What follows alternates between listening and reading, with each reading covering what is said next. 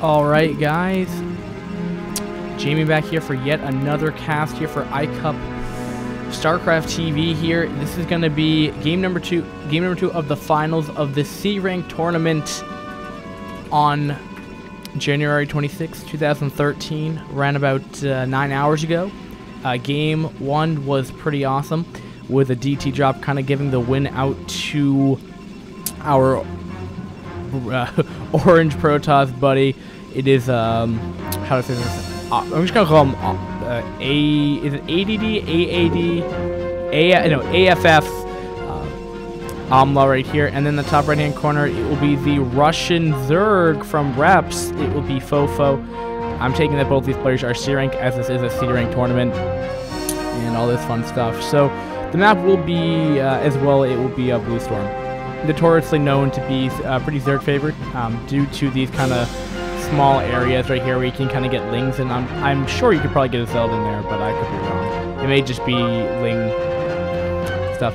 You know, not surprising that we have 9 pool, I guess is what it would be. I think I want to call it. Let's see. I wonder if this tells us the supply as well. Probably not. No, that's not. Give me. You will tell me. You will tell me. Well, apparently the /build order command doesn't work anymore, so we're just gonna go off the bat that I actually legitimately know. Am I saying build? Is it build? Or, oh, you know what? You know why? It's just BO. Yeah. So yeah, no, it was 9 pool, 9 extraction, 9 overlord. That's what we see right there. So, and we will have a Forge FE right here, and this is what can make it. And this is why it's so odd. Why you have. It's so awkward to wall off, because it's like you have this whole ramp right here, and then you have Lings can get in here, so it's like, where do you wall off? It's like you have to make like a. What tends to happen is like you have this like wall of buildings like swooping up from here, because that's the only thing you can do. So you kind of have to. If you're a Protoss, you kind of have to know where to go, and I mean, I wouldn't know. I've been playing Brood War more often now, but I play random, like legit random. But I will tell people like my race at the beginning of the match. It's just like I don't favor one race over the other, to be honest. But yep. And there's Mount Block boost being started up at 12, so I think that's enough of that. You know, I still don't know what the order command is for. Like, I like it because it makes it look super awesome. But yeah, these 5 Lings are gonna get in here. He will be safe though.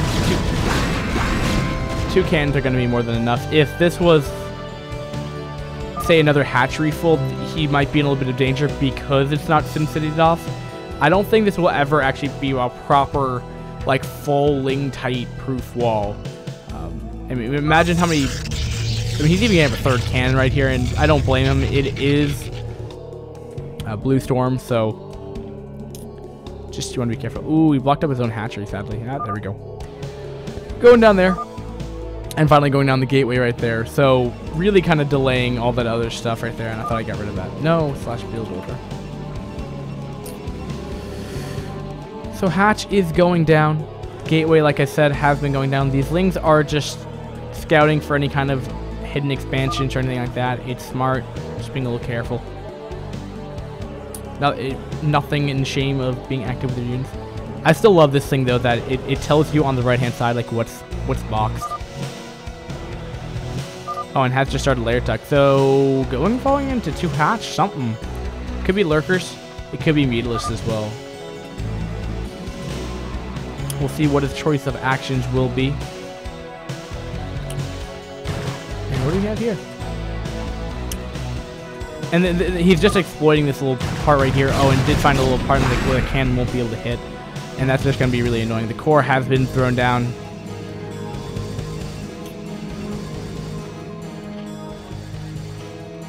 And I wonder what he's going to go off of this quick lair tech. We'll have to find out, as I am in no position to even try to guess where we're at. I'm going to go with a 50-50 chance of lurkers, but really, there's probably one that's way more favored on this map than others, but it will be Mutalisk because he would have thrown down the Hydra Den faster. And we'll probably see a Spire being thrown down soon.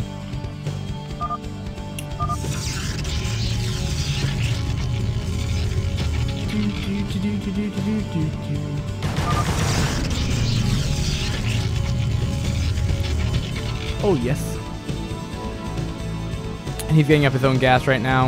And are we going to see a Stargate this time? Yes, we will. And this is actually going to be unfortunate for Fofo because this is just a hard counter. Like, really quickly. Corsair are going to be annoying. And the further issue that he has is that because of... You want to think to yourself as a third player, or any player really, is what have you done in the early game? What have you forced out of your opponent? And does that kind of blind counter something that you already have? For example, the way you dodge Scourge as a Protoss with Corsair is you just kind of hop around the cannons till they're dead. With 3 cannons in a confined area, Scourge aren't really going to be much of a threat to Corsair at all, as long as we'll see, you know, AMALAcz, you know, careful.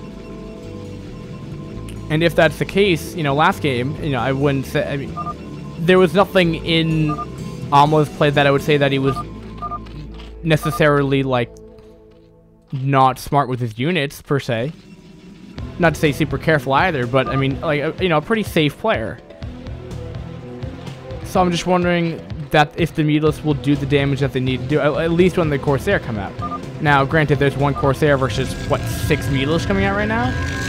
So, for a time, these Mutalisks can do a good amount of damage. We'll see. Oh, wait, one's already in the base right now, so he'll know Mutalisks are coming, and that will give him more than enough time. He may even throw down more cannons if we're not careful. Yeah, there goes down 1 cannon right now.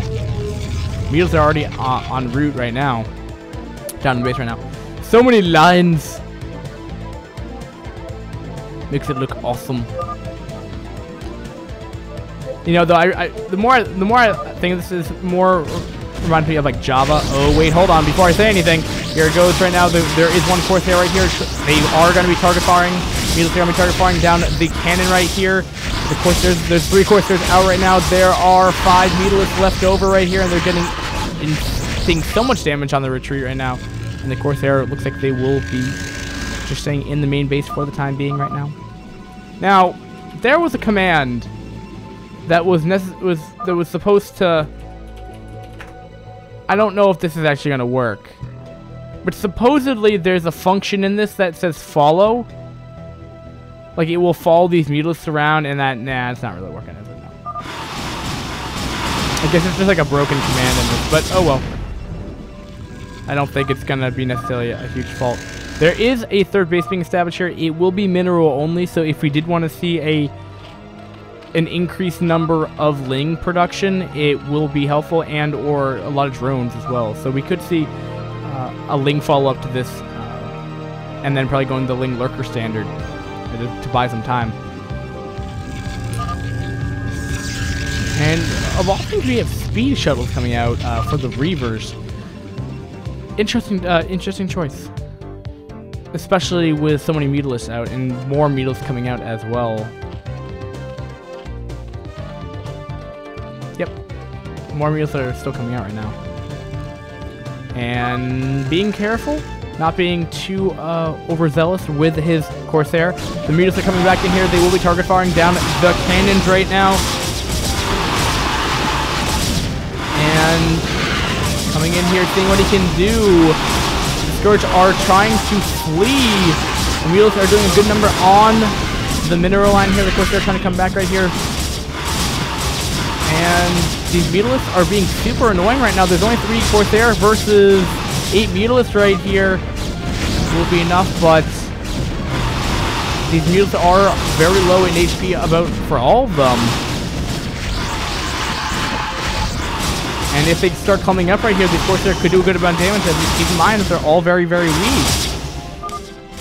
You may not know that, because Brood War, when you're playing, doesn't have these helpful health bars to tell you that. And look how fast they get all vaporized right there. And that's not to say that first up down there's 4 Corsair, but Corsair are also the hard counter pretty much 2 Mutalisks, and they were all very weak. So pretty much every circumstance that allows for Corsair, 2 Mutalisks just happened in that scenario. So it's not that they're overpowered. They're just, you know, we had Amla had a really good position right now. But I'm not loving these drones right now. 10. Not wow. This is actually, he's all in. There's nothing at home for our buddy right here. Now again, it was 2 hatch Mutalisks, so that really shouldn't surprise me. But I mean, really, I mean, he's still making more Mutalisks right now. Oh, and we have And while this base may not even be super significant, like, that was going to get him his drone count back up, and sadly, that's not happening right now. Ooh, these Corsairs are kind of out of position right now. 2 of which have already died. 2 are going to try to flee these outcoming Scourge right now. That shuttle's in a lot of trouble. 2 shuttles in there. 1 Scourge will connect, and this is a very, very, very important shuttle right here to keep alive. And apparently we have air weapons started right here, so going the Corsair Reaver on this map. I don't know if this is. Players don't generally see Blue Storm because it's so Zerg favored. Of course, if you're a good Protoss player, you can win it as well. But that's a lot of air, but that's also 5 cannons. And we're gonna have to start seeing a tech switch from Zerg right now, and or a lot of drones. And it looks like that's exactly what's going to happen. It looks like we're going to start having the tech switch down. And as we will, the Hydra time being thrown down right after natural. Expansion right here, but at the same time, we do have all these Mutalisks going in here. Trying to target fire down that cannon right now. We're still trying to have some Mutant Micro going on in this middle line here. 3 more Mutalisks are coming into this pack right here. We do have 9 Mutalisks in total coming in here, seeing what they can do.